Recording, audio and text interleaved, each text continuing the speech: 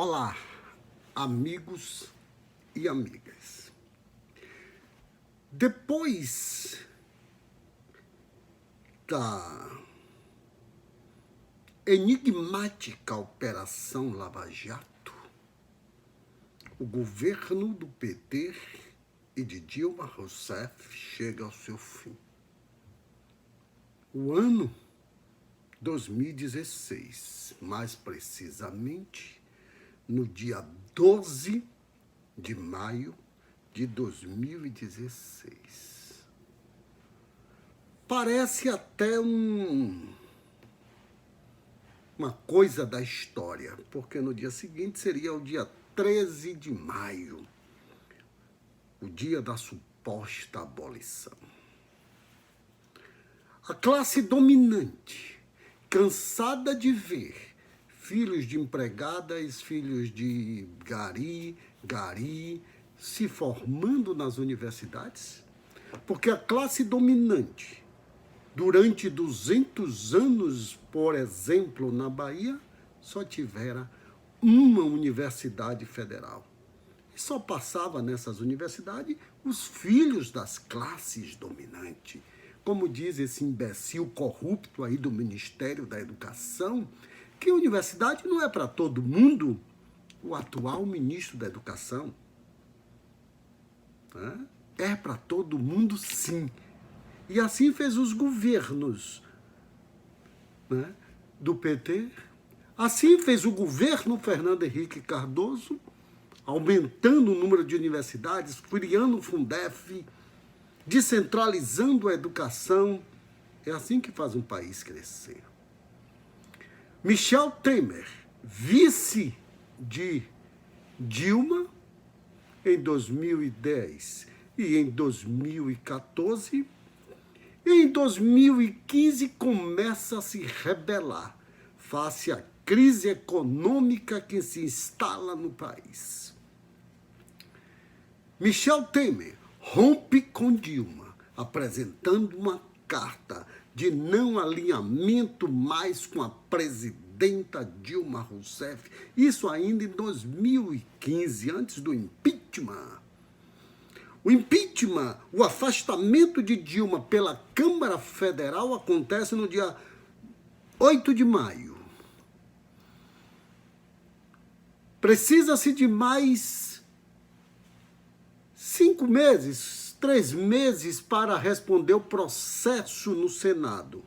E o processo no Senado só acontece no dia 31 de agosto de 2016. Mas Temer já tivera tomado posse no dia 12 de maio de 2016, como presidente interino. Logicamente, todos os seus ministros eram interinos até a posse definitiva no dia 31 de agosto, quando o Senado, junto com o Supremo Tribunal Federal, afasta Dilma. A crise econômica não se estanca com o afastamento de Dilma. Ela se aprofunda. Porque a classe dominante pensa que você mudar a estrutura de um país ou criar uma nova situação é só afastar o PT, que está tudo resolvido. Mas a crise continuou. O controle de gasto não tinha limites. Temer tenta reduzir o número de ministérios, mesmo assim não consegue.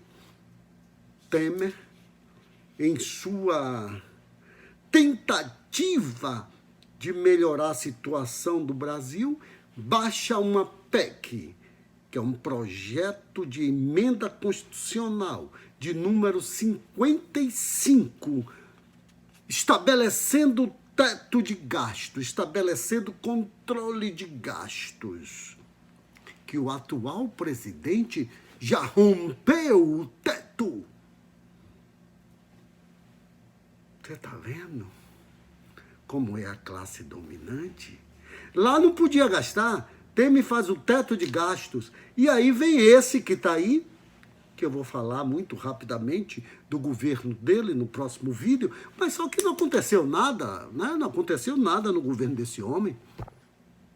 Né?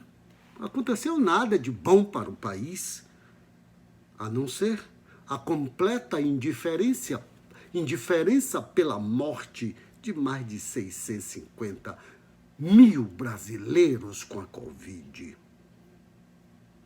Temer estabelece a terceirização até nas atividades fins. Era a famosa lei da terceirização. Temer começa a fazer a proposição da reforma da Previdência Social, o que não foi muito para frente, porque ele não tinha muito domínio do Congresso. Mas tinha o domínio do Centrão, que permanece até hoje com esse tal desse presidente que está aí. E 2 pedidos de impeachment de Temer foi rejeitado no Congresso às custas das gordas verbas para o Centrão, como sempre. Temer começa as inaugurações da transposição do Rio São Francisco, idealizada lá no governo de Luiz Inácio Lula da Silva, continuando com Dilma, e Temer começa algumas inaugurações fantásticas, levando água para o semiárido do Nordeste. Tudo isso idealizado no governo anterior, porque o governo de Temer ele foi curto, não dava para fazer grandes coisas, dava para fazer os marcos regulatórios. Mas o governo Temer, para a classe dominante, que pensou que tirando o PT estancaria os crimes de corrupção, piorou. Escândalos de corrupção, um atrás do outro. E se vocês olharem bem e reflitam na história, o Partido dos Trabalhadores, que teve 39 ministérios, poucos eram do PT, era um governo de coalizão. E nesse governo de coalizão tinha PP, quem dominava a Petrobras era o PP, era o MDB. O ministro das Minas e Energia era do MDB, Edson Lobão. Mas tudo só caiu sobre o PT. Tudo. Enquanto a educação dava salto de qualidade. Os escândalos de corrupção não diminuíram, foram malas de dinheiro em restaurantes em São Paulo, foram conluios com os irmãos Joelis, retrocessos no meio ambiente, nas questões indígenas. A taxa de juros que ele pegou em 14,25, ela diminuiu, claro, para beneficiar as classes dominantes com empréstimos do BNDES e dos bancos oficiais federais. A taxa de desemprego, ela aumenta de 11,2% para 13,11%. Está vendo que não adianta trocar quem estava levando a classe subalterna a grandes posições? Temer convoca para o Ministério da Fazenda, que já tinha sido ministro de Lula, de Dilma, Henrique Meirelles, para ser o ministro da Fazenda. Com a visão desenvolvimentista, ele faz a abertura do comércio internacional, o comércio externo brasileiro, levando cada vez mais o Brasil a exportar e abrir novos mercados. Mas Temer também é penalizado, porque na sua posse ele faz a extinção do Ministério da Cultura, para 15 dias depois voltar atrás e recriar o Ministério da Cultura, Extinguiu o Ministério das Mulheres, o Ministério da Igualdade Racial, que foi 350 anos de escravidão no Brasil, e o governo Lula cria o Ministério da Igualdade Racial. Temer simplesmente cortou. Depois teve que voltar atrás, ele cortou também o Ministério dos Direitos Humanos, depois teve que voltar com tudo, porque o Brasil começava a pressionar. Tá vendo? Como essa classe dominante? O rombo nas contas públicas chega a 96 bilhões de reais. Mas ele continuava com os subsídios para o agronegócio. A pressão sobre Eduardo Cunha é violenta e Eduardo Cunha vai preso. O grande mentor do impeachment de Dilma começava a ruir. Os organismos internacionais começaram a pressionar o governo Temer sobre a falta de negros e a falta de mulheres no seu governo. É aí que ele recria o Ministério dos Direitos Humanos com o fortalecimento da Secretaria da Promoção da Igualdade Racial e cria também e dá sustentação, que eu estava lá como presidente da Palmares, dava mais recursos por pressão internacional. Os programas sociais voltam à tona, mas na surdina a classe dominante preparava um grande golpe. E qual era o grande golpe que a classe dominante preparava? A reforma trabalhista, a reforma da CLT. A tal reforma da CLT, que eles diziam que o próprio atual presidente, que ia gerar mais emprego, não gerou um emprego a mais. Muito pelo contrário. Só gerou desemprego.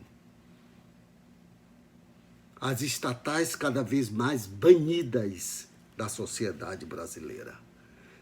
Corte nos direitos dos trabalhadores, dos servidores públicos federais. Privatização da Casa da Moeda. Temer criou a PPI, o Programa de Parcerias de Investimento, que era um órgão dentro da Casa Civil para fazer investimentos no Brasil, como mineração, em terras indígenas, em terras quilombolas. E a Palmares, nessa época, quem dava o aval para fazer investimentos. A pressão era grande sobre esses órgãos, porque tinha que dar o aval para eles fazerem esse investimento. A Eletrobras começa a ser vendida, as grandes ações das Eletrobras. O pré-sal entra em leilão, mas a Petrobras consegue comprar a maior parte dos lotes leiloados.